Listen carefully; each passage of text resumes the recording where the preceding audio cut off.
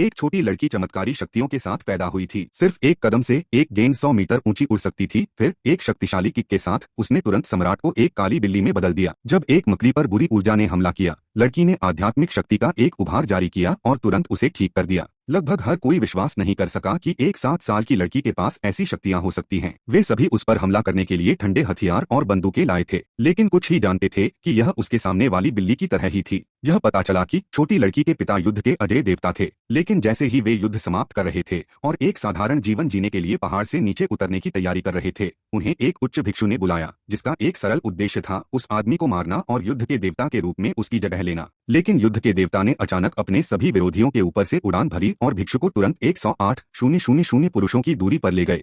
बाद में पिता और बेटी अपनी चाची को खोजने के लिए पहाड़ से नीचे गए, जिनसे वे कभी नहीं मिले थे। 10 साल बाद आधे रास्ते में लड़की ने अपनी आंखें थोड़ी बंद कर ली। गिरफ्तार करने वाले ने यह महसूस करते हुए कि वे बेनकाब हो गए हैं, एक चाकू निकाला और उन्हें मारने की कोशिश की, लेकिन आदमी ने कभी ताकत पर संदेह नहीं किया। एक बंदूक ने गिरफ्तार करने वाले को स्वर्ग तक पहुंचा दिया। जैसे ही लड़की गिरफ्तार करने वाले को बचाने वाली थी, एक चाकू अचानक फिर से चल गया और एक पल बाद एक बंदूक ने आकाश को भेद दिया। अगले ही पल काले कपड़े पहने पुरुषों का एक समूह जंगल से नीचे उड़ आया और जैसे ही वे हमला करने वाले थे, लड़की ने उन्हें रोक दिया। उसने कुछ कैंडी निकाली और उन्हें दी, उसे जमीन पर जमा दिया और एक पल में उन्हें पूरी तरह से हरा दिया। तब उन्होंने अपनी तलवारें उठाईं और निश्चित रूप से उनके नीचे सुरुचिपूर्ण कपड़े पहने एक आदमी था। यह आदमी भेष में सम्राट निकला। राज्य सचिव और अन्य ने सत्ता जब्त करने के लिए उसे गिरफ्तार कर लिया, जिसके बदले में पिता और बेटी ने उसकी जान बचाई थी। सम्राट ने उनकी इच्छा पूरी की। लड़की ने अपने पिता के बारे में सोचा, जो वर्षों से गर्भ में थे। जिस दिन वह पैदा हुई, उसी दिन उसकी मां की मृत्यु हो गई, उस व्यक्ति के गंभीर चरित्र को देखकर जो मार्शल आर्ट कौशल से संबंधित नहीं था। और सम्राट की धमकी के तहत सम्राट ने सुझाव दिया कि लड़का और लड़की शादी में मार्शल आर्ट प्रतियोगिता में भाग लें। उस समय राजकुमारी अभी भी उलझन में थी, समझ नहीं पा रही थी कि उसके पिता ने उसे शादी की प्रतियोगिता में भाग लेने के लिए क्यों मजबूर किया,